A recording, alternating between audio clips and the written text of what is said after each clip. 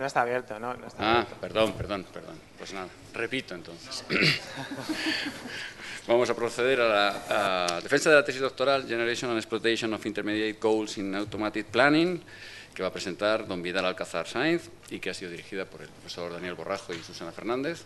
Y el tribunal se va a mover a la parte de adelante para poder ver la presentación y verle la cara al doctorando. ¿De acuerdo? Muy bien.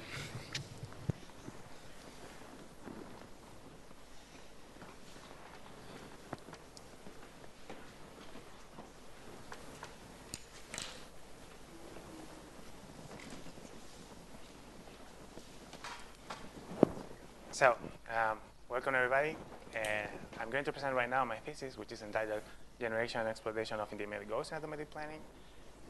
This thesis deals with the problem of planning, which is finding a solution to a problem whose solution is a sequence of actions, also commonly known as a plan, right? So this is the outline of the thesis. First, we're going to go over a small introduction, then 3 main lines. The first one dealing with regression, second one dealing with random sampling in the search space in planning, and the third one goes over all the landmarks, landmark graphs, and so on. So this is really a small example of a problem for those that may not know it. It really consists, for example, that example right there. You load a package, then you take it to G, then you unload it, then you come back with a track, and so on. And that sequence of actions is the solution of the planning problem.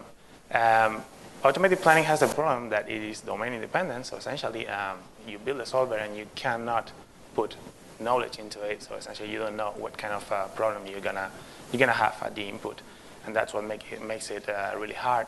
Also, it's hard.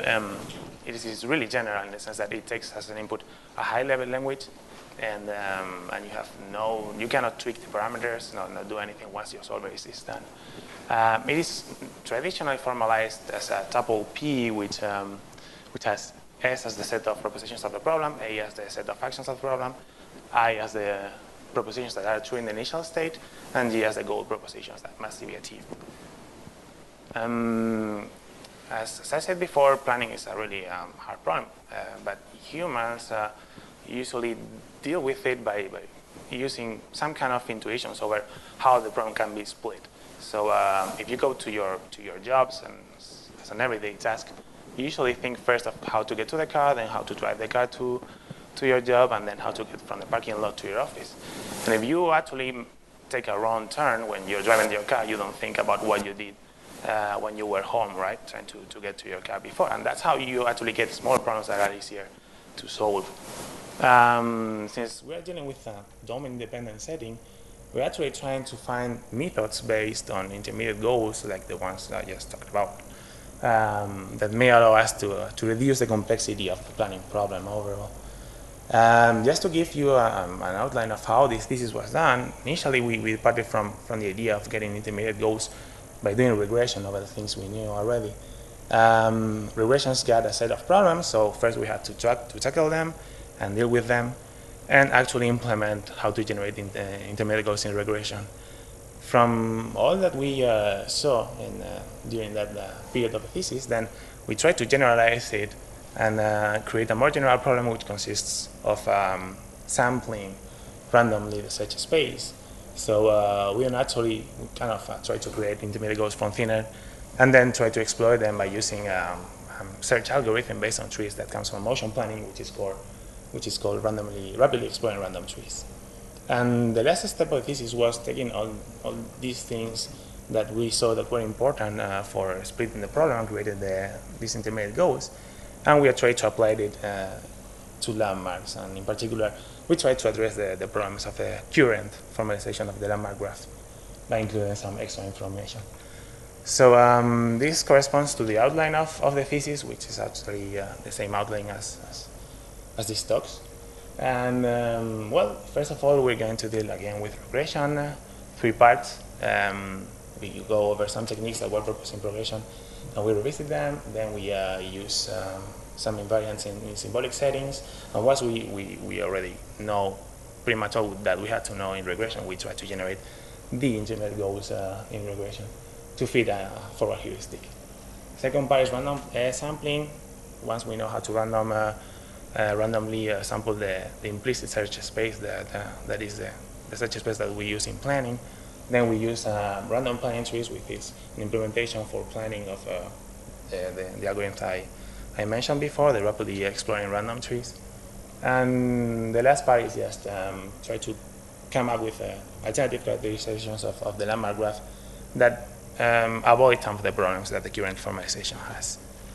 So first step is motivated by the fact that even though heuristic search was proposed in planning something like 15 years ago in 1999, if I recall correctly, and we had also already the option of going forward and backward, since forward seemed to behave much better and to get much better results. Most people focused on going forward, and then they kind of dropped the research in backward search. So essentially, we found ourselves that there's plenty of stuff that's been done in progression, but hasn't been explored in regression. My major intuition here is that in planning, the domains are usually asymmetrical, and as proved by Massey in 1999. And so even though overall forward search seems to be better, there are some domains in which backward search works much better. So we are going to take here many of the techniques that have been proposed in the last 15 years and try to put them up to date, so we can use it in a novel backward search planner. We are going to just mention them because the details are in the thesis, and otherwise this would take us hours. Major contributions, for example, is in this case applying backward search in a SAS plus formalism of the planning problem, which is much more natural and has nice theoretical properties. Disambiguation of states, which is filling the information that we don't know in partial states by using state invariance constraints and formulating it as a CSP with invariant groups as variables and the mutexes as constraints, which allow us to get, apart from additional information, prune additional spurious states. Another definition of reasonable orders, which is sound not in progression but in regression, as opposed to the former definitions which were deemed as unsound. And also another way of exploiting a deletion by modifying the concept of applicability. I'm highlighting three concepts here: this disambiguation, reasonable orders in regression, and deletion, because these are core concepts that we are going to use throughout the thesis. So we began by exploring these properties of the problem and try to get some advantages from using them, and then we are going to apply them throughout the thesis. In a more precise context, in this case reachability heuristics, we actually define a new general scheme, caching scheme, that allows us to compute pretty much every single reachability heuristic in regression, with the advantage of being able to compute it efficiently. This applies also to more complex heuristics, like the context enhanced additive heuristic, which is HCR, by caching paths in DTGs, and also we are able to do this for more complex formulation of the problem, like P2, which deals with pairs of atoms instead of single atoms. This may allow us to get more informative heuristics, yet it is still quite fast to compute. There's no overhead, there's no really overhead. So out of this work, and that's described in the thesis, we got a new planner which is called fast downward regression, which is the spiritual successor more or less of HSPR, but built on top of fast downward, and we actually compared it with what was HSPR and the current state of the art, both in progression and with some changes, also with a SAT-based planner. So this is a small experimentation that we did, revealing coverage here. The columns have the planners and the configuration. So FD is fast downward in progression with delay evaluation, FF heuristic, preferred operators, and so on. FDR, those configurations don't use preferred operators because we found that they were not useful, but they use a broad range of heuristics. So the FF heuristic computed in regression, the additive heuristic, the context enhanced additive heuristic, and the FF heuristic, FDR2, is the FF heuristic computed in P2. Then HSPR, the good old HSPR as it was before. And the last one is Madagascar, which is a SAT-based planner, but which actually performs regression because in order to select the variables that he tries to satisfy, he chooses open preconditions and goals. So kind of once the problem is in the set formulation, it does regression, it performs regression. As we can see, even though overall progression is still much better, we find that it really depends on the domains, with huge differences, for example, in domains such as floor tile. A single configuration of DR doesn't dominate the others. So, for example, FDR2 is really good in part printer, solving the whole set of problems. And another key insight here is that if we compare HSPR with for example, FDR FF heuristic, we actually see that there's an important difference. So these things that we have done do have an impact on overall coverage. Once we have revisited all the stuff that has been done for explicit search, now we're going to change the setting to symbolic search, which actually doesn't work with single states, but rather sets of states using Boolean functions that define whether a state belongs to the set or not. They're based on algorithms that work with binary decision diagrams, BDDs, and have the advantage of allowing us an exponential gain on size and also time when operating with them. With the drawback that some techniques that have improved, that's essentially in regression for explicit state search, haven't been used here in a symbolic setting. So in this case, we're trying to take these state invariants that we saw earlier and apply them in a symbolic setting by encoding them as a BDD. If you don't know what a BDD is, it is actually a directed acyclic graph, which is kind of a graphical representation of the Boolean function that has two sync nodes that define the truth value of the function the BDD defines. So essentially, if we had a set of states here, that would be, for example, these states here would generate that BDD over there. And by going down the highlighted path, we could actually test whether those states belong to the set or not. And we see that that's the case because they end up in the truth sync node instead of the false sync node. So yeah, for example, in this last one, at track B, at package A, track at A is false, so we go down the false branch, and then the package in the track is not true, so we go down again down the false branch, and the package is in A, and it goes through the true branch to T, which means that that state has been visited in our search, right? So our main proposal here is to encode all the constraints that are used to define whether a state is spurious or not in a single BDD, which we have called the CBDD, which is the constraint BDD, and that represents all the states that can be prunable using these states invariants. It's not really complicated. It's just a disjunction of all the matrices of the problem plus the constraint derived from the invariant groups. And just everything put together, you just get a BDD which can be big, but usually isn't. The reason why it is usually good, from what I've seen, from what we've seen, in fact, is because it allows us just to get smaller BDDs by pruning spurious states that have been generated in the regression. The CBDD here, for example, the first BDD we got here only has one mutex, and it represents the set of states that violate that mutex. If we get SG, which can be an arbitrary set of states, by computing the difference as seen in the third figure, we see that if we go down the path V1 is true, V2 is true, which corresponds to the path that's represented here with the CBDD, we go straight to the false sync node, and hence all the subgraph that was hanging out there can be pruned. This is not always true. This BDD, in fact, can become bigger, but usually there's a positive correlation. And usually it pays off. Anyway, since this is not always the case, we also tried, for example, minimization algorithms that allow some spurious states to be represented in there, so we can get smaller BDDs. Also, instead of creating a CBDD, we encoded the constraints in the operators, in the TRs, transition relations that represent the operators, which is the very same thing that we did in the first part with e-deletion and enhanced applicability in regression, and that ensures that no spurious states are generated, so you don't have to explicitly check whether those states are spurious or not. And the last part also, regression is not only used in the search itself, but also to derive abstraction heuristics, and since they benefit from having constraints, we are also encoding them in a symbolic setting. Small experimentation over the set of problems that we found in the IPC 11 competition. Gamer is a version of Gamer with some bugs fixed by Peter Kiesman and an improvement done by Álvaro Torralba. But other than that, is typical Gamer planner. Then C-Gamer uses the constraints by encoding them in a CBDD, and C-Gamer is the one that encodes the constraints in the operators.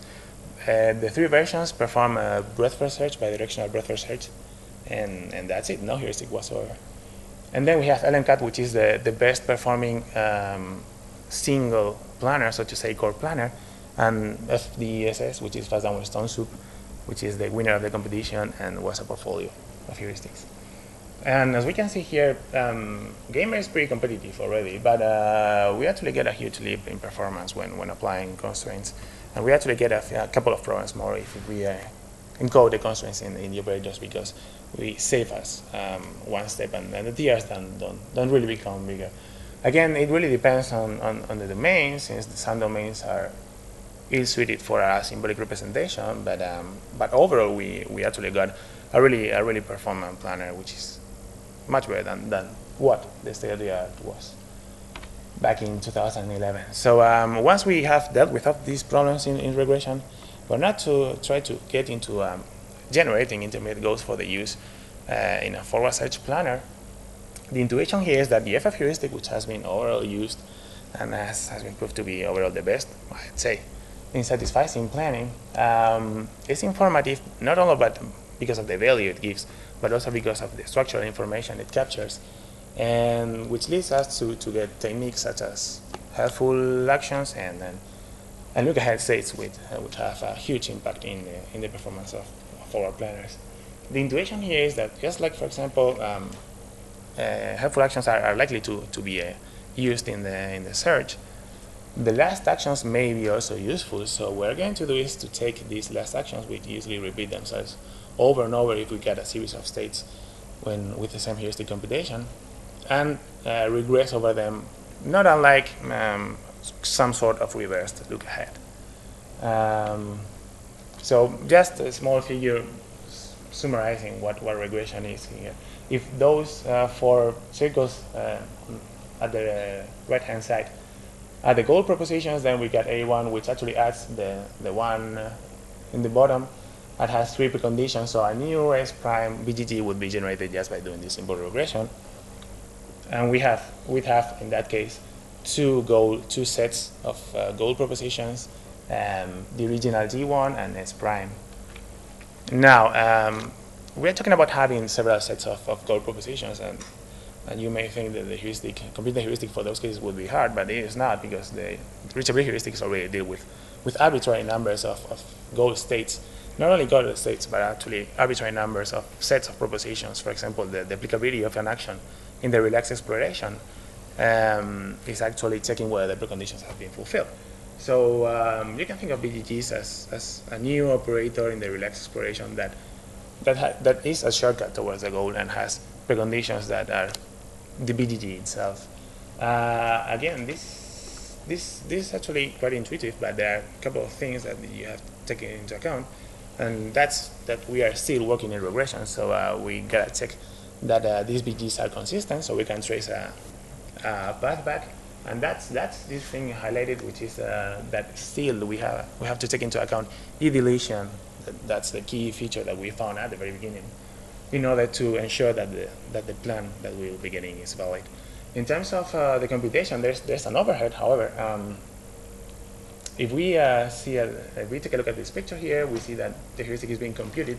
These waves that maybe you cannot see, but I think you can, represent the wave-like behavior of the relaxed exploration.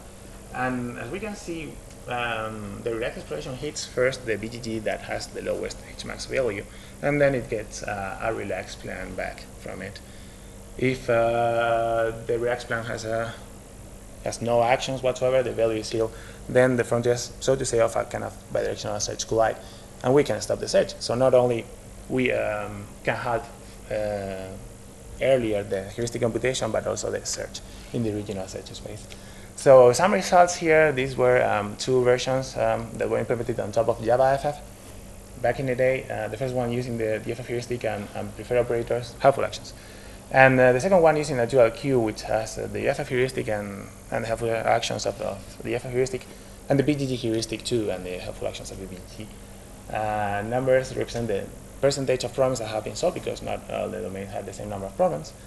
And the mean of the ratio of the expanded states, those problems that have been solved by both planners, and the median. As we can see, the coverage goes up a little bit, but in domains like gold miner that have hard restrictions near the goals, we actually get a much better result. Overall, we explore fewer states too, although in terms of time, we are paying some price, and it often takes more time. We experiment small overhead in overall time. So once we've seen everything that was related to regression, we're trying to generalize the problem of getting intermediate goals to a more so we don't have to rely on the goal definition to get them right. This motivated by the fact that greedy best first search is the most popular approach and seems to work quite well, but it has some problems of its own. And these problems, for example, are that it really depends on the heuristic, and whenever the heuristic doesn't work too well, then greedy best first search won't either, and it won't have ways of getting out of that problematic situation. We find plenty of H plateaus. We can be affected by transpositions too. Using greedy techniques means that we are exploiting. We depend on exploitation during search. We have no exploration in the search space, which oftentimes is not good at all. So we try to come up with some more incremental and more robust kind of algorithm that would allow us to explore several parts of the search space at the same time. And if one doesn't seem promising, then switch and go explore some other area. The answer comes from this rapidly exploring random trees, which is a search algorithm that was proposed in motion planning by Laval and Kufner, and which builds a tree by sampling randomly in the search space and alternating this reconstruction with going towards a goal. However, well, we're going to take a look at how these kind of trees look like. As we can see, the tree is built by incrementally, and it tends to cover the whole search space uniformly, homogeneously, because it goes towards unexplored areas. The reason being, if we take a look at the Voronoi diagrams, which represent the area that's closest to a given node, at the very beginning, when the search space hasn't been explored, we can see that they are really uneven. We have big Voronoi regions, but sampling on those regions is much more likely than doing that sampling in the small regions. So in the end, it all ends up even, which means that we have more or less covered most of the search space. It's really, there are no changes. You don't have to do anything to make the search, to make the tree search all around the search space, which is really good. Now, the thing why this hasn't been explored so much in planning is because you have to be able to sample randomly a search space, which is not trivial at all. What we do here is take the same concepts that we saw before in disambiguation, which is essentially build a CSP with the invariant groups as variables and the mutexes as constraints, and try to have some guarantees on whether a sample state is spurious or not, because we try to avoid those cases. Otherwise, the search will get us nowhere.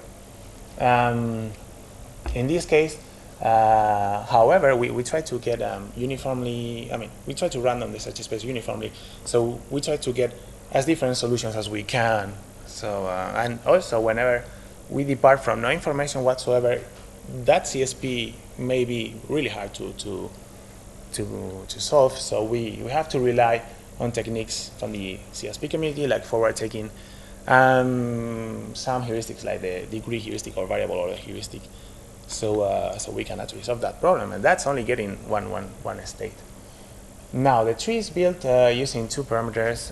The first one, the most important one, is epsilon, which is a limit on the number of nodes that we're going to explore in every single local search that tries to get from the closest node, which is represented here by Q near, to the sampled node, which is Q rand. So every single local search tries to join the closest node with a Q rand sample node.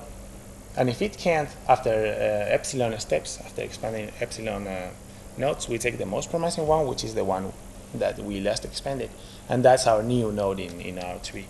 There's another parameter, which is the P, that represents whether we expand towards the goal, the closest node, or towards as a randomly sampled state. Getting which node is closest is done by computing the FF heuristic, although we use the same caching scheme that we used in regression, meaning that we don't have to repeat reachability analysis for every single node whenever we have to find which one is the closest one. So if we compare, for example, a grid vector search algorithm with this kind of approaches, if we're actually using a heuristic that ignores the obstacle that we get there, we see that we'd have to explore the whole plateau, which is the striped area there, whereas other algorithms that can maintain several options, like RRTs, can, for example, expand towards QRAN and from then to the goal instead of having to expand all the states that belong to the plateau there. Also, if we fall into the plateau, it's not a huge problem because there's a limit epsilon on the number of nodes that we're going to span. So we can recover from that kind of stuff. And also, some other advantages is that the data structure is much sparser, so it's really light and small. And of course, choice of planner is up to us. So we've called this planner RPT, random planning trees, and this small experimentation, well, not small, some experimentation we did, the columns are FD is fast downward with delay evaluation, again, grid best first search, FF heuristic, and preferred operators. Llama is the same thing, but with a dual Q and the Llama counting heuristic. And then we got all the configurations. The first number is epsilon, the second number is P. So essentially, the first configuration that you see there is at most 10,000 expanded nodes per local search with a probability of 1.2 of going towards the goal. And some domains, first of all, we're going to take a look at the total, and that's the total coverage over the whole set of domains. And we can actually see that RPT is in fact very competitive with Llama, and it gets a really nice coverage, except for the last configuration, which is a configuration that includes an artificially low epsilon just to see how it behaves. Still, for domains that are good for RPTs, like airport and storage, we actually see that the difference is significant, even for the last configuration, in which we get a really nice result, to be honest. Now, there's some problems whenever we find a domain in which sampling is not trivial, like Barman, which is ill-defined and doesn't do what it should do. And in that case, we cannot find relevant enough constraints to allow to avoid the generation of spurious sample states. So we experiment a huge decrease in coverage, which is clearer whenever we actually sample more than such a space, because we are getting more spurious states.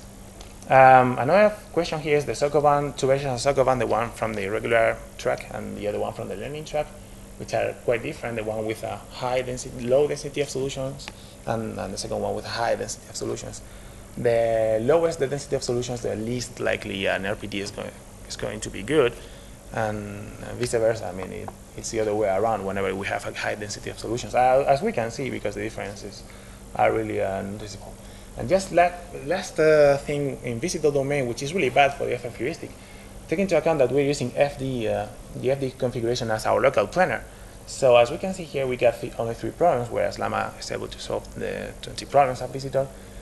We're using FD, but still we solve something in between. So this means that we are better than the local search planner, and using this thing, even with a bad local search planner, still gets an additional advantage, right? Oh yeah, just a small remark. The number in brackets, I almost forgot about it, is the number of branches that we have to trace back in order to recreate a solution once we hit the goal. So it's usually low. I mean, 10 branches is not that big, right? Because we're using big local searches that are expensive because of the heuristic computation. However, for example, in Visitor, we find that we have solutions that require almost 600 branches to be traced back. And those correspond to solutions that have more than 10,000 actions. So we got a planner here that is able to find a solution after exploring a lot the search space. And this is actually, I find this is a really good sign, because this actually reflects how robust these kind of planners are. So third part of the thesis, now we're going to deal with landmarks. We are actually going over the same concepts again and again about how important the state invariants are, the constraints are,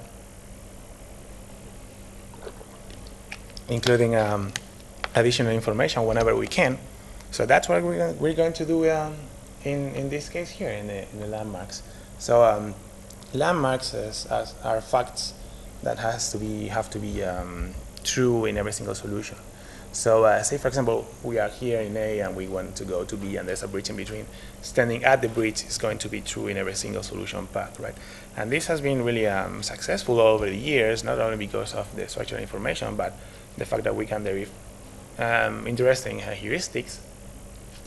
However, the current way of representing the whole set of landmarks and their causal relations is the landmark graph, which has some important shortcomings in the sense that there's no clear total order, there are no deleted effects, no negative interactions. Cycles have to be removed for most techniques that exploit them because they are not able to deal with them. So, and this can have a really important impact in the way landmarks can be exploited. Yes, for example, I'm going through these small examples as primary. Initial state, this is actually taken from the tutorial that was given in about landmarks in ICAPS 2011, I think. And we want to get A on top of B and B on top of C, small tower with a single arm, defined as those two propositions down there on AB and on BC. So if we compute the landmarks, we get this landmark graph.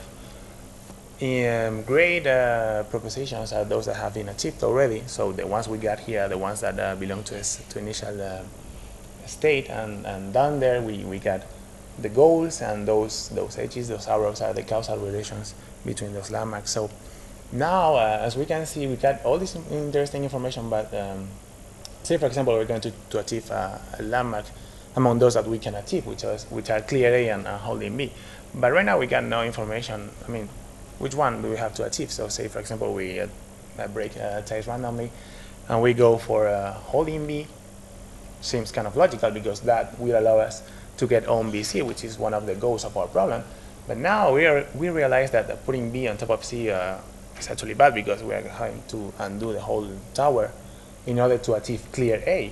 And by doing that, we actually deleted holding B, but that's an unknown BC. But we cannot take that into account, because we are not taking into account nor cycles nor the defects. And now we actually have the same conundrum.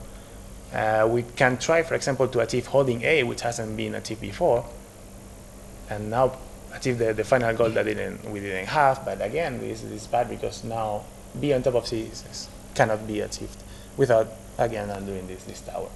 So instead of having a plan with 6 actions, which is the optimal plan for the Sassman's anomaly, now we have a really long plan.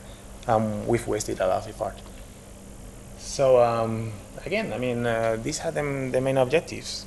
Keep all the information that you can, cycles, negative effects. Try to come up with a sounder or more informative total order instead of the combination of partial orders that we have in the landmark graph.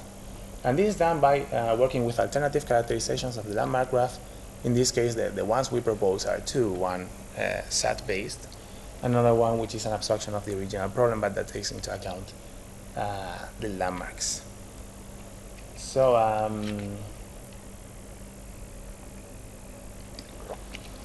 the important points in common with the planning graph and the landmark graph. I mean, every node is a proposition, every edge is a constraint, right? So the main intuition is that the planning graph encodes time mutexes, delete effects, negative interactions, whereas the current landmark graph doesn't. So we actually can do the same thing as SAT plan does, which is turning the planning problem into a SAT instance. and use an ever-increasing horizon and solve that sad problem. But in this case, we're going to do it with the landmarks. So our landmarks are the nodes. Every single landmark at every single step is represented as a variable of our problem, and the clauses encode not only the precedent constraints, but also all the things that we saw before, mutexes and invariant groups constraints and that kind of stuff. So I'm not going to go over this thing because it's quite technical, right? But just to give you a hint of how this thing is done. For example, existential clause. A landmark has to be true in every single solution. So at least one of those variables which represent a landmark being true at some time step has to be true. So that's formalized with an easy disjunction of the landmark at every single time step.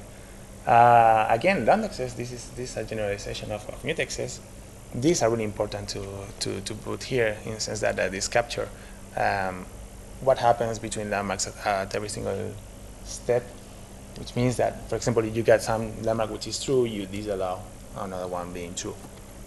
Not going to go over how this is formalized, but it's really intuitive, and it's really similar to the things we saw earlier with disambiguation and everything. Of course, the orderings in the landmark graph also have to be encoded in this problem. Now, another thing that links the rest of the thesis with this part here is the use of reasonable orders. Since we proved already that reasonable orders are actually sound in regression, we can actually define them by taking into account the aftermath of achieving both landmarks at the same time, which is which is formalized by that clause down there at the bottom. So if we come again at this Sussman's anomaly example, in this case turning the landmark graph, so we can see, so we kind of get the flow of how landmarks are achieved depending on the time. The same, everything stays the same, by the way. If we actually formalize this as a problem, we get to horizon 6. And this problem, after being turned into a set instance, has a solution. And this is the solution, and this reflects many of the characteristics of this anomaly. For example, the arm being empty is something that in blocks world occurs at every single even level. Yet the landmark graph doesn't reflect that. It's true at the very beginning, and it's forgotten, so to say. And this is actually reflected that way. We take a look at which landmarks are required. For example, first level, we see that clear A is required, which is actually the good thing. I mean, you want to unstack the block C. So you can put it down on the table and then achieve B on top of C and A on top of B. And that actually corresponds to this solution that we got here. So if you try to find the actions that are the only ones that are executable and add those landmarks, we'll actually get the optimal plan for the Sussman's anomaly without having to backtrack, no search whatsoever. So that's a good thing. We have some experimentation dividing the problem using these sets of conjunctive landmarks. In the thesis, I'm not going to go over there, but it avoids disjunctive goals, which is the main reason why the Sussman anomaly and similar problems. Well, not the main reason maybe, but one of the problems that kind of splitting the problem with the landmarks have. So almost as part of the thesis, now we're going to go over the landmark graph as a planning problem. Again, I mean,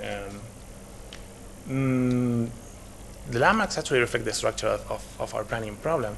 So there are actions that achieve the landmarks. There's negative interaction between them.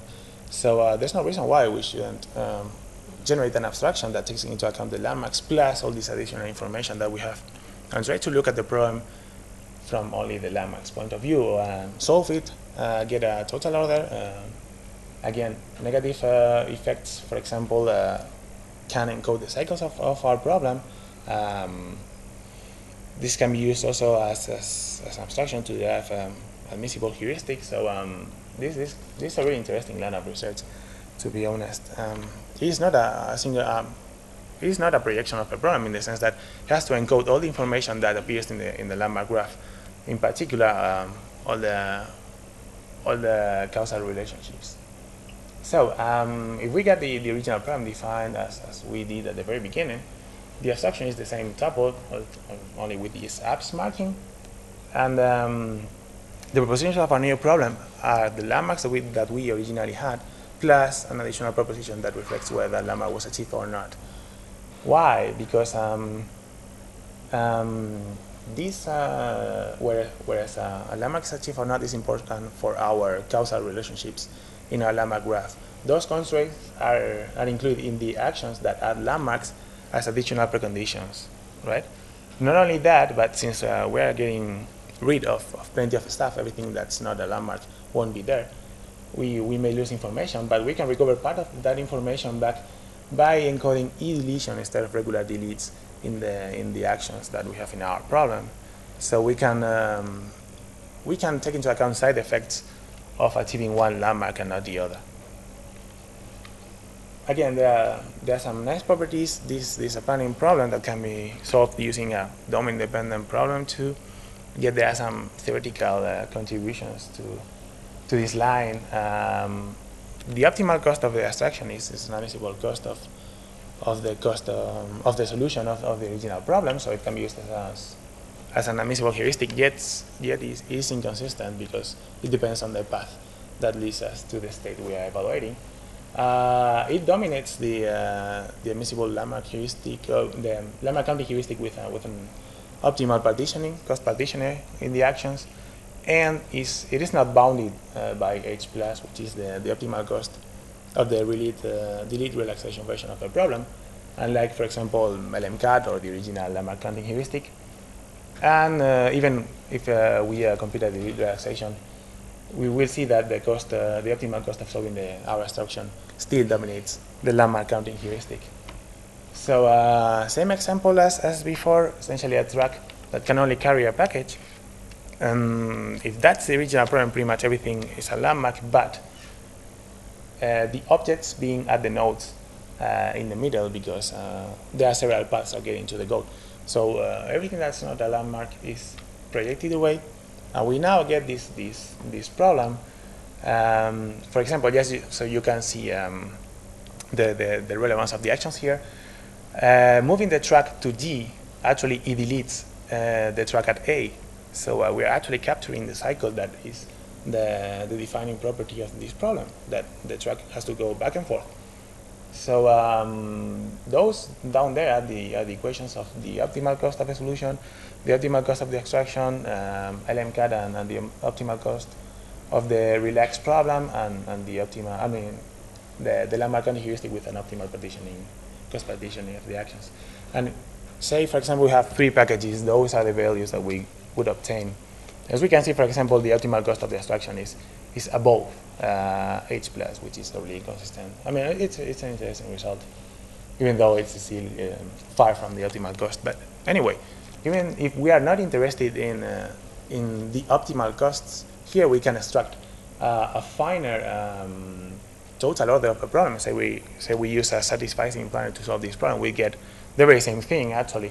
And once we get that total order, we can actually split the problem in several ones without having to deal with disjunctive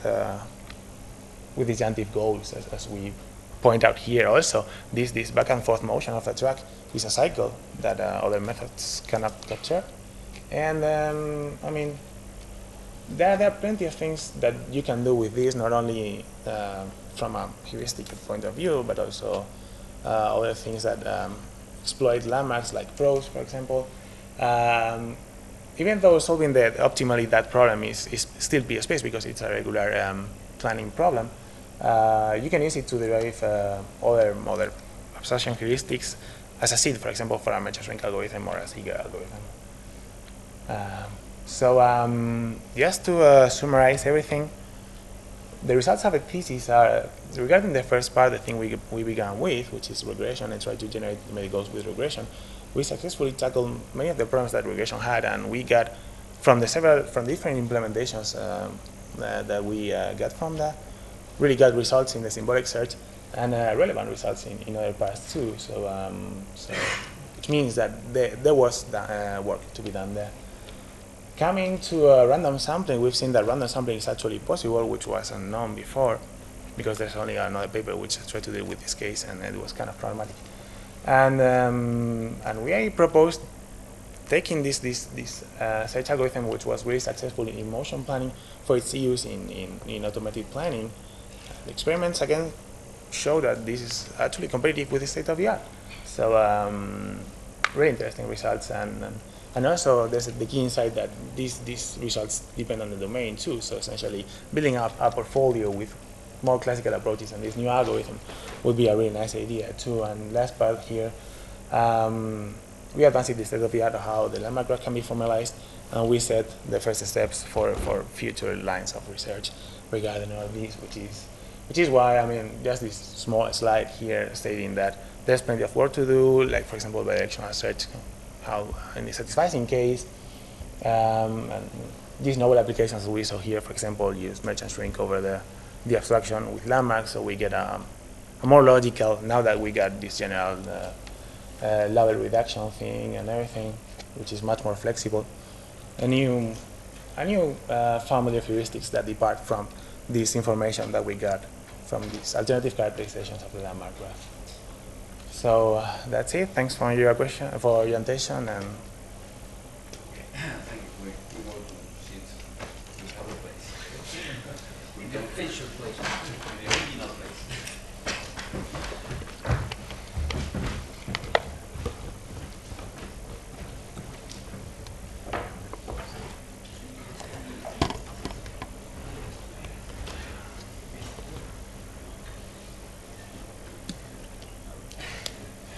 Okay, then we start with the comments, questions from the committee. And doctor in the room. micrófono. Okay, we start now with comments and questions. First, some doctor in the room wants to ask something, to comment something. No? Okay. Then we start, members of the committee start to this part, and then the first is Dr. Hector. Okay. Okay, so thanks for the presentation. So I see you have done work with many different aspects of the classical planning problem, many different techniques. Okay, from observation, BDTs, landmarks, and so on. You really got familiar with state of the art and using all these things, and so it's clear that you have made contributions in each. Okay, thank you. In each of these different facets of the problem. Okay. Now, you mentioned at one point you don't want to get too technical, and now I want you to get technical. Okay. I will not let you escape with that. Okay, so I'll go over some concrete questions, okay, and then maybe some comments before passing it to Jörg. Okay, let's start backwards, okay, let's start with the 51, so you have the... Which one is that? Okay. There you go, this one. Yeah, good. So this result of this abstraction is very interesting. I didn't get the details. For instance, in this abstraction, you get a problem with how many actions? So how many actions you have in this? So every package has to be, can be loaded in the track at Yes. A. They can be unloaded from the track at A. Yes. And the same thing at G. So everything Yes. you can load it and unload it. And then you can move the track towards G from A and from G to A. Those are the actions that are left in the Yes. in this projected Uh-huh. problem. In the sense, In you're the projecting abstraction. it over this subset of fluents and so on. Essentially every single action that adds a landmark of a problem. Yes. So, and it's this projection that allows you to predict in the model that once, let's say that you take package 1, okay, and you deliver it to the goal, that the other packages will be in the initial position, okay? Now, in order to claim that this is a lower bound, okay, then you have to be sure that there are no side effects, okay? So in all this projection, nothing, okay, could have happened to, let's say, these two packages. So it looks to be not trivial to prove that you actually get a lower bound from this projection. Well, the proof is in the thesis, and actually it is based on a single concept that every single optimal solution has to achieve the landmarks anyway. Yes. And the only, I mean, if you actually get a projection of your original problem with only the landmarks, no causal orderings in your problem, then that's admissible because that's the hidden set problem of the landmarks, right? Yes. There's no concept of precedence. The main point here is that the additional constraints that we add to the projection are those that come from the causal graph, from the causal relationships of the landmark graph that anyway have to be respected in your optimal solution in your original search space, essentially, meaning that these additional constraints will be anyway respected in your optimal solution. So you cannot go over the value. But the things that all the actions that you abstracted away from the problem that may be needed in the real problem in order to deliver, let's say, one of these high-level actions that you got, may have effects on the other. I mean, as long as you don't have negative preconditions, if an action doesn't add a landmark, it cannot be removing it cannot be a source of inadmissibility. Okay, it's interesting. Okay, good. Second, so you have these. Can I ask? Yes, sure. Do you include reasonable orders into this as well? No. Or just, No. That's the guaranteed orders. Okay, so going backwards again. So before this, you have a set. Ah, yeah. Which one do you want? Yes. What is the exact meaning of this set encoding? So what is the truth, satisfying assignment? So what does it give you? Two main things. First of all, you get a lower bound on the number of parallel time steps that you need to solve your problem. Second, you get an intuition of when the landmarks are likely to have to be achieved. So that's not really a sound information in the sense that this solution here doesn't have to reflect a sound total order. The total order of the original problem may be different, but then again, this is more informative than the total orders, I guess, that you can get from the original formalization of the landmark graph. So meaning, for example, that it is likely that clear B has to be achieved 2 times, and one at the very beginning and another one at the end of the problem. But also, it's only an intuition. So what you get is complete ordering, okay, from this set encoding that satisfies the constraints among the landmarks. Okay, is that, and then how you use this complete ordering? Well, we did 2 things. One that's in the thesis and one that's not. The one in the thesis is just taking, for example, say step 2, right? So at the step 2, you get empty as true, clear A, clear B, clear C, and that's it. So what you do is to build an intermediate goal, which is the conjunction of those landmarks, and that's your new goal if you actually try to serialize or factor the problem and split it into several ones, as opposed to the disjunctive goals that you get from the layers of the original landmark graph. Okay. But the only problem is now is this problem NP hard because you are reducing it to set. Solving the problem is NP hard. Every single one of the problems is NP hard. In fact, if everything is a landmark, it will be the original problem only with no actions. I mean. No, yeah, but you're talking about these polynomial landmarks that you can get. So it's getting this ordering, you said that it's as hard as solving the set problem. Yes, of course. I mean, you have to. Many problems that involve precedence constraints are tractable. So simple temporal networks. Yeah, I know. In that sense, yeah. You usually, I mean, it's NP-hard. Although usually it is not problematic. I haven't found a problem in which, if the landmark graph is not the whole problem, I mean, if not everything is a landmark, solving these set encodings of the problem is untractable. Okay, so again, keep going backwards. So if you go to the random sampling approach, in some sense, trying to get out of the plateaus by sampling state. Actually, that motivation for this, you mentioned, you had something about that related to how humans do these things. So Oh yeah, I know that would bring that would be that's polemic. too intuitive. I mean that. It's a personal appreciation in the sense that I don't think humans enumerate multiple possibilities over a whole thing, of a whole area of the search space, Yes. and then until they run out of options, don't switch. Essentially, humans do switch and keep several alternatives open, whereas we with the search doesn't.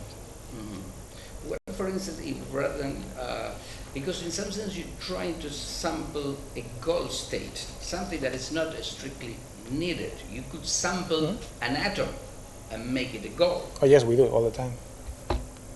That happens all the time. Yes, that's the main point. In fact, But it's different. So it's simpler. Sampling an atom is different than sampling a state. yeah, it may have nothing to do with the solution of the problem. The one thing you want to do is to try to cover the search space as evenly as possible, which means that some parts won't have anything to do with the solution, But and some parts did you will. try? I mean, so does it make a difference sampling a random state Well, the way that I you mean, do the thing is- versus sampling a random atomic goal? Oh yeah, so, I mean, you can, for example, enforce a minimum number of landmarks in those states because that's. I mean, you can bias the sampling. You can force goals. For example, there was a precedent to this which actually worked with sampling, but instead of sampling randomly, which is a good thing about random planning trees, they used subsets of the set of goals. So that ensures that that's reachable unless the problem has no solution. But then again, doesn't benefit you from exploring. I mean, the good thing probably would be coming to a middle ground in the sense that you put a little bit of bias and then you let the other propositions take random values, so you actually build a tree not so much evenly over the whole search space, but rather leaning towards the goal. That'd be the whole point of it. Actually, I told you that I did two things with the SATs, things I only told you once. The other one was putting the landmarks in the planning graph, right, at the time steps that we got from the SAT solution, the solution of the SAT problem, and use loopy belief propagation, assuming that the landmark has a probability of 1 of happening at that time, and propagating the probability of every single atom in the problem to happen at a given time step. But Well, that's another technique. So, And- loopy belief propagation. So, you're the only one doing that for heuristics, as far as I know. Maybe York did something like that many years ago. Belief propagation. If I did it, No, probably not expressed in this way. so you can get those biases to sample, instead of getting states that have nothing to do with the problem whatsoever. Just go towards those that are likely to happen throughout your solution. Great. Now, one idea that I didn't understand when I read it, I didn't understand now in the presentation. Maybe you can explain it to me so that I understand. The idea of backward generated goals. Okay, that looks in principle should be simple. I should be able to get it, right? So you have basically you have the goals of the problem. You now have to compute relaxed plan. You say, I'm not going to compute the relaxed plan for the given goals. I'm going to compute it for a different goal. For For a different a goal. set of sets of goal propositions. It's So for many goals. yes, explicitly represented goals. Okay, how do you do? So two questions. How do you get these sets of goals and Well, those are obtained by regressing. So you get it's regressing? So yes. it's a standard regression. So you get a relaxed plan, right, that achieves your goals at the very beginning. Yes. If you make sure that at least one of the supporters of your goal is applicable in the regression, Yes. then you can reuse it. And just like you use look-ahead states from the beginning of the relaxed plan, you can use them from the end as long as those are applicable in regression.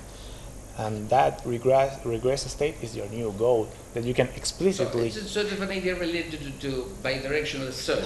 So you yes, do a little absolutely. bit of regression, and then you do the heuristic computation to Yes. get to those goals. So what is the payoff? So once you do that, so what do you get? Well, I mean, it's a front-to-front heuristic, so there will be an overhead for sure, which depends on the number of goals you have. There's a small graphic that plots how the time of the computation in Java FF increases as the number of BGGs increases too. The thing is that this overhead is really hard to measure because you're dealing with more stuff. Say, for example, I mean, this behaves like additional actions in the relaxed exploration. So if you got a problem with 5,000 actions, and now you take 10,000 BGGs, now the relaxed exploration has to take into account 15,000 actions, more or less to say. But then again, I mean, these BGGs tend to happen earlier in the relaxed exploration. So it may be the case that even though there are BGGs that are farther away from the initial state, which make you incur in an additional overhead, those are not even seen during during the exploration of necessary to compute the FF heuristic. Because if you think in terms of the planning graph with the levels, the relaxed planning graph with the levels, you're regressing. So newer BGGs will tend to happen at earlier levels, which means that the number of levels you have to expand, which corresponds to the G layers of the relaxed exploration, won't be as high. So there's not a direct correlation. I mean, it's usually positive, of course, but it may be the opposite case depending on the structure of a problem. It's really hard to measure.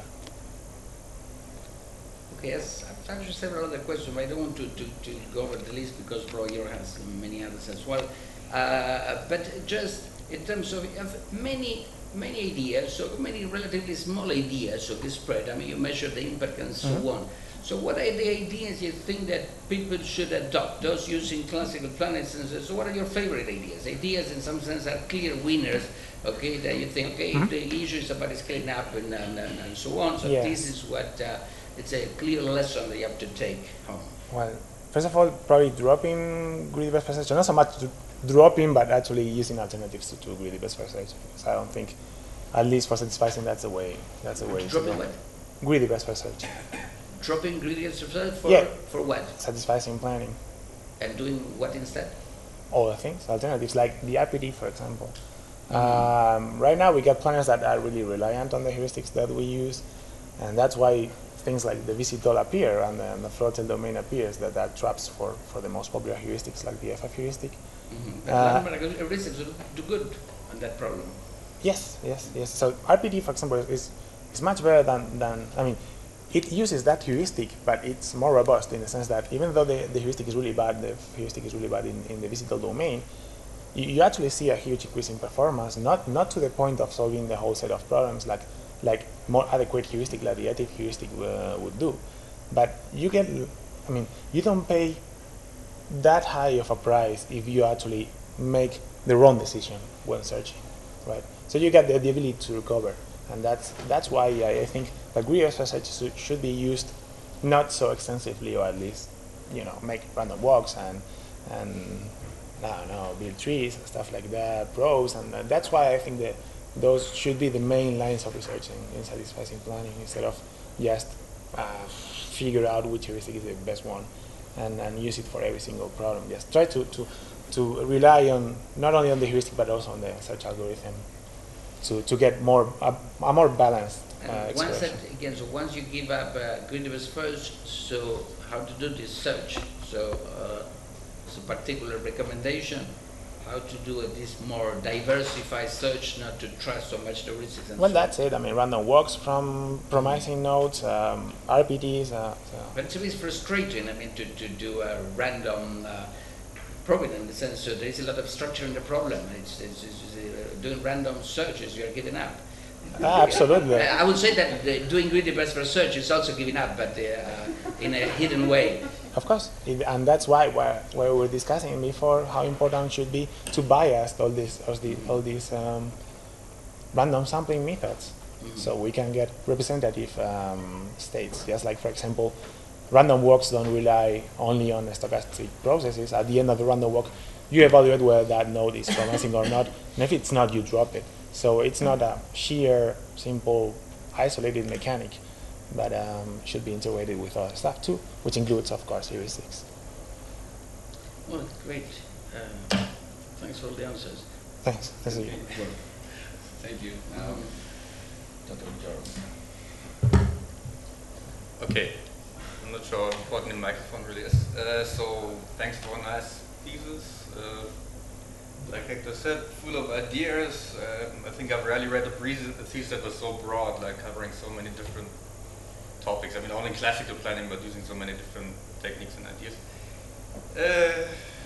Maybe I should say up front, so the one thing I was missing was a bit more of a deeper understanding of all of the things that you touched on, which is probably a consequence of doing so many things. But in any case, I'm going to be asking some questions that I think are interesting.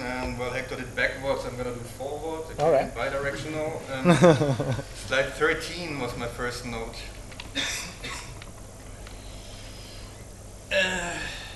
I'm not sure if I noticed this when I read the thesis, but now I've looked at this again. Floor tile is pretty amazing. So what amazes me is we've spent like years trying to design heuristics that solve this in forward search. And what your slide is telling me, it would have sufficed to just change the search direction and everything would have been fine, right? So the problem with floor tile is that it's full of unrecognized dead ends when you go forward. Right? So when you go backward, there seems to be no issue at all, right? Have you tried to do this like blind? Like would even a blind search backward? No, I don't think you do, and that's reflected by that 18 that you have for HSPR. And that 18 well, that spends a lot of time computing HF. I mean, if you do it just blind. No, that may be the case. Yeah, probably. I'm not sure. It really depends. It's not that easy because there are plenty of transpositions in floor tile, so it's not so easy to use just blind search. I know the size of that problem. Yeah. I could give you an answer. I guess, okay, I take the question back. It's not the most interesting question to ask, I guess. I mean, definitely the message is, in this particular domain at least, backward is way more efficient. I mean, this is really a very good point for what you said, like it depends on the domain. So a question that is like big in my mind right now, okay, what about other domains that have unrecognized dead ends? I mean, it's one of the main issues I see, at least for forward heuristic search, like blind heuristics, unrecognized dead ends. So it would be very interesting to make a deeper exploration of that particular phenomenon and see, whether like consistently backward search is better in that kind of situation. Actually, I'm really eager to run an experiment on this myself. Is your code in FD publicly available, like the backward Yes, search? it is. In fact, I submitted a planner for a competition, which I call BFD, which was actually a portfolio. Okay. But it hasn't been merged like in the No, I mean, no. Okay, but I'll definitely look into this. Yeah. Anyway, just to answer your question, we tried Alvaro and me. We tried just blind search in regression with symbolic setting, and it wasn't able to solve the 20 problems in floor tile. Well, okay, the optimal PDDs might again have different troubles from maybe, but sources, I think those are fine in floor tile. But software is also corrupt with dead ends. Oh yes. And the pattern is exactly the opposite. Yeah, That's but the a thing, very good point, but I mean, Sokoban is different because you actually have to assume which stone. So you know that the stone is at a goal. So you have to make a strong assumption on at which cell that stone ended up. Which stone is in which cell, right? Yeah, that's it. So that's really thing. It's just, for example, like transport. Well, in this case, you got a 0 forward. Well, anyway, things like, for example, moving a truck with fuel. In progression, you know how much fuel you have, but in regression, you have to figure out with how much fuel I'm going to get to the goal destination, and that's what makes regression is suited for this kind of problems, like Sokoban, for example. Okay, so the Sokoban node is interesting. I have to think about this. Another thing that, I mean, this R2 heuristic, we've already discussed this. I'm interested in that heuristic. I wonder why it's so bad in elevators. It's a very simple domain. Do you know what the problem here is? I don't know. I have to look into it. I gotta take a look at the logs because that 0 is really suspicious here. Might be overestimation. Probably. I'm pretty sure it's taking, pairs of atoms that have nothing to do with the actually relaxed plan that you need to solve the problem. It would be interesting to know what's going wrong. Yeah, absolutely. Okay, the next thing I guess was perimeter search. Oh well, backward generated goes slide 25. Okay, I mean I already said the word perimeter search. I mean it seems like just a version of perimeter search. Do you agree on that? I mean like. It can be seen as bidirectional search with a front-to-front heuristic. Yeah, I mean, perimeter not search just makes a limited number of backward steps and use these as alternative goals. Yeah, and it's even. I mean, you actually it's a breadth research. So in parameter search, to make it systematically, you bias it to the relaxed plan. That's basically the difference, right? In this case, I'd say this is a bidirectional search algorithm in which the backward search is not so much fueled by a common search algorithm like really best first search or ASR or whatever you use, plus heuristics. You're using the heuristic that you're using for your backward exploration are the actions that appear last. But essentially, that's what you're doing. You throw here, you expand here, you expand here, you expand here. But I thought you have a pretty strict limit on how much of those backward goals you generate, or do you generate like millions of them? I mean, I tried several configurations and I had some limits, but those again are hard. Those are hard to set. Even if you have no limit, it is still beneficial in the job of implementation. In other implementations that may be more efficient, like if I was to build this in fast downward, I wouldn't be so sure if just doing expand here, expand here, expand here, expand here would actually be good.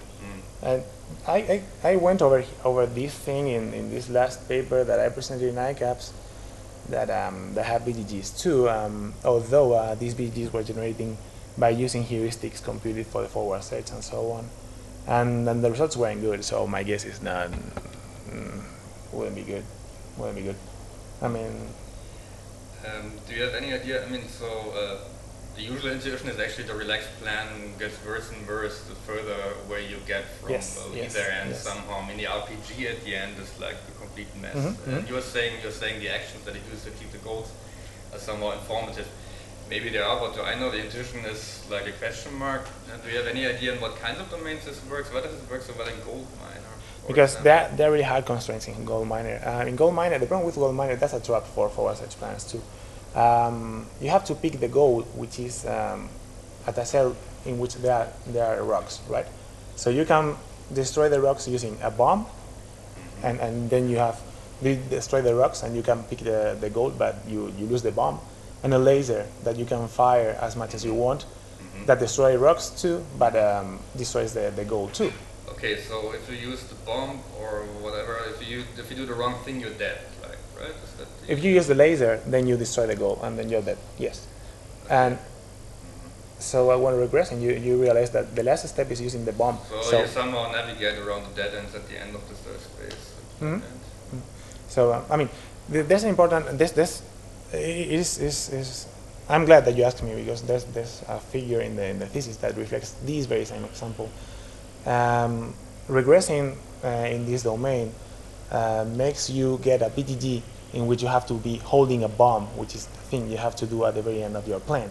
So the relaxed plans that are obtained from reaching that BTG will contain the pickup bomb action, which is the one action that you need in your plan, but you never get in the relaxed plans that reach the goal, because once you pick the laser, then you can destroy all the rocks and get destroyed. Okay, so I mean, in this particular case where the problem to detectorization is at the end of the search space, you can navigate around this. Makes some sense. Okay, I think I would forward to the random sampling part. I have to say I was a bit, I left out one thing in my forward search here. Well, maybe I backtrack. I was a bit surprised that you said the main message of your thesis is like we should not use greedy best first search as written in the textbook. To me, the biggest exclamation mark was actually those BDD results, BDD backward searches invariants. Well, yeah, I was talking in the satisficing. About this random part, I mean, like Hector, I like to understand the structure. So if you're using random, I'm always like, okay. I don't know, something bothers me about this. I can't really phrase it in very good words. Let me try this formulation. And what's the difference of this method versus all the other methods that have been published? Like, when you just do random walk somewhere, or you just make a random selection from the openness in epsilon rebus first search. Do you have any reason to, let's say, claim that what you do here is in any way better than what Aaron does? Take, for example, a random walk. If you get a search space, which is a plane like this, and you do a random walk from the middle, when you do a random walk, you actually tend to do like this, right? Like you can go forward and then go backwards because it's completely random in the direction. So you can actually over-explore the search space over the initial state, and you will never reach regions. It can happen, but it doesn't sound very likely. I mean, like that you move the drive back and forth. I don't know if they do duplicate checking in those random walks, but even then, I mean, The likelihood that you just end up walking around in the same. Yeah, this is an intuition coming from motion planning. I mean, just you have to think of it as a duplication with propositions and everything in planning, as we do. If we just move in a plane randomly, we will actually get like a ball, a region which will be explored a lot by a random walk algorithm. So if I go out this door tomorrow and I walk randomly through Madrid, I'll be walking cycles through the city center? Well, I mean, maybe I end up walking to Valencia or something. I don't really see the... You probably won't be walking to Valencia because that's far away from the place you departed from. Okay, so the likelihood that you reach further away ends of the state space is smaller. Yes. Okay. Yes. Whereas these three, and like, what about epsilon greedy best first search? I just pop a random node from the open list every now and again. Well, I mean, that's the thing. If you fall into a plateau of exponential size, which is when you want to switch to another space of the search space, if you pick, I mean, that's exponential. That will probably dominate the number of states in a given H plateau. Will probably dominate the number of the states that belong to other parts of your explored areas to open list. So the odds of picking I mean, you still have all the path. I mean, maybe that could happen, yeah, but okay. I mean, once you have to... Let me ask the question in a different way. On your results slide, I didn't see any of the alternative randomizations. So do you have any idea if I just take those benchmarks, wherever they are, slide something? This slide here, so we have FD and Llama and your randomization, but we don't have any other randomization. So like Arvan, you mean? Yeah, Arvan, for example. Yeah, do you have any idea what the performance looks like? I mean, is there anything one can say about where one method or the other works better? Hard to tell. I know for sure they're complementary in the sense that they don't behave. I mean, they certainly don't behave identical. There might be certain domains where similar tendencies appear. I mean, woodworking isn't on this slide. For example, the simple randomizations work pretty well in woodworking for some reason that escapes me. But yeah, Visitor, for example, is a good domain for Arvan because just doing stuff is good. In Visitor. Visit all is okay, but okay. So you think there is some more complementary, but you can't tell absolutely. No, right now I can't. I should go over the results they have in their papers. So let me say something about visit all. As we all know, it's a really stupid domain. I think if it's ours. It's ours. Thank you. Huh? I love the domain in the sense that it's a very nice way to trick delete heuristics. In that sense, it is very crisp and nice. I mean, the word stupid probably came in because if you do a random walk, what you end up doing is walk randomly across the grid, and then your plan will have like 3,000 steps, whereas actually you need only... You'd have to give an explanation.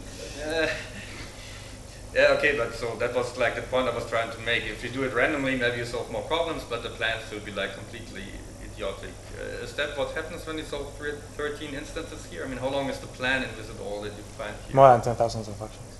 Yeah, okay. So I guess one could argue whether this is really like the because you made a point of this during your talk. You said this is better than doing the heuristic which solves it. Now I happen to be the guy who made the heuristic that solved it. No, not at all. So obviously I'm in opposition.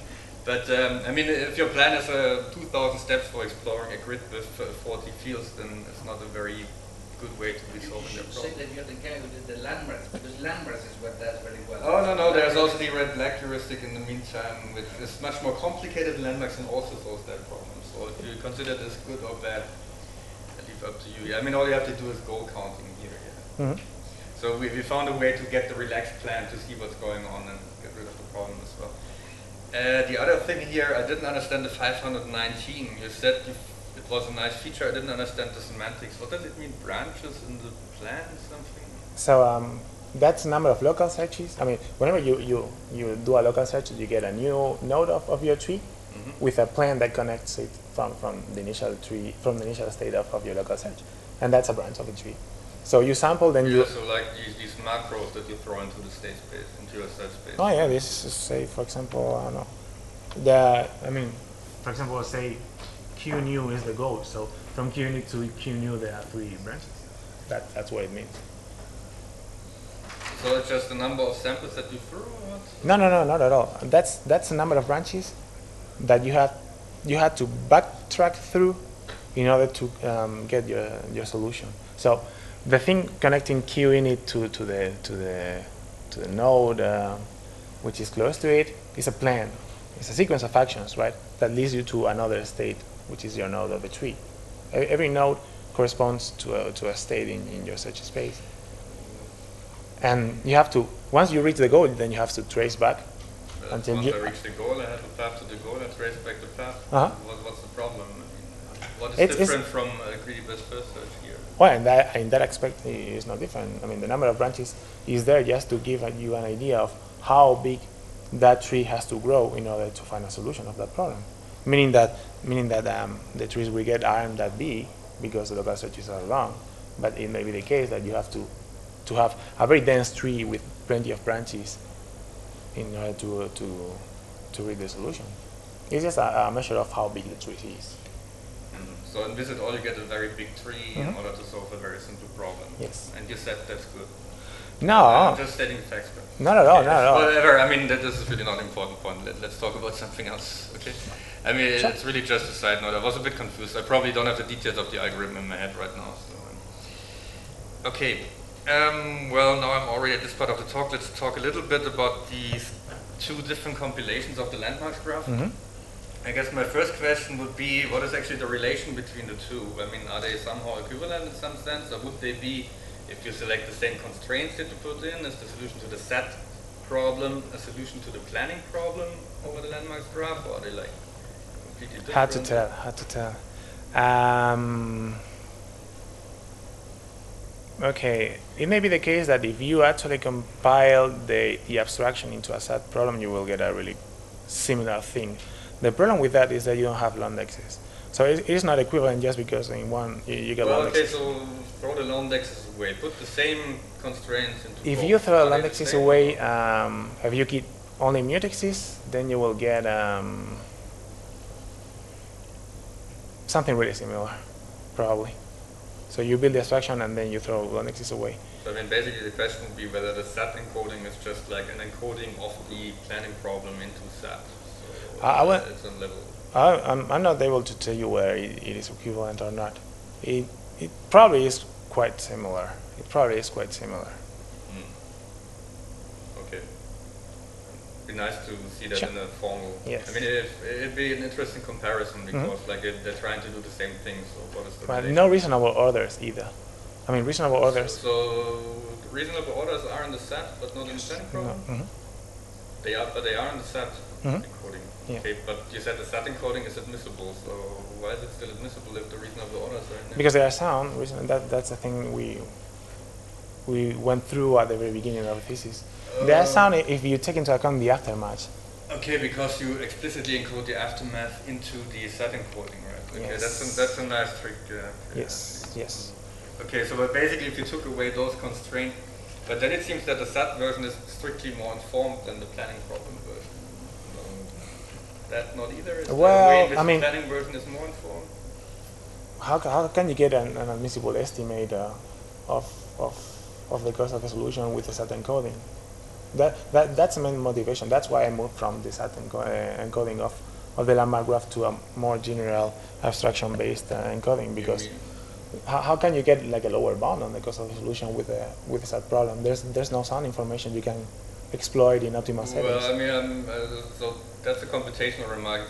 Well, you're saying from the SAT encoding it's difficult to get a lower bound corresponding to sequential plans. Right? That's it. Okay, but that's computational. I mean, if you assume there is an oracle that tells you what the best sequential plan in the SAT encoding is, then my question is, okay, if you compare this to what you call H-star apps, what's the relation between those two, depending on which constraints you throw in on both sides? But okay, if you don't have the answer, then just take it as a question that you might. If you take out reasonable orders, it's probably the same. I have to. If you take out reasonable orders, it's probably the same value. Yeah. I have to ponder about it. It would be nice if you could just check that. Okay, the other question here was, you said that H star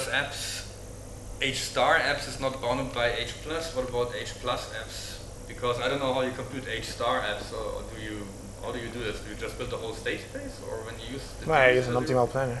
Huh? I use an optimal planner to solve H star apps, and that's quick enough to be used inside the search? Oh, no, it doesn't pay off. I mean, if you have to solve optimally every single abstraction per state, it doesn't really pay off at all. Of course. Okay, so what's the idea? You use like a pattern database or something like that?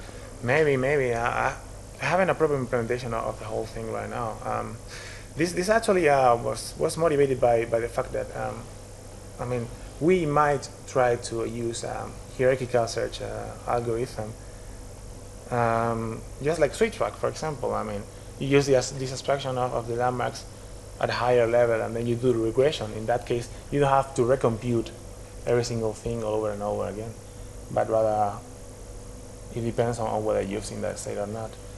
And okay, so basically at this point you're not completely sure how to best use this in practice. No, right? It's not at all. not really clear.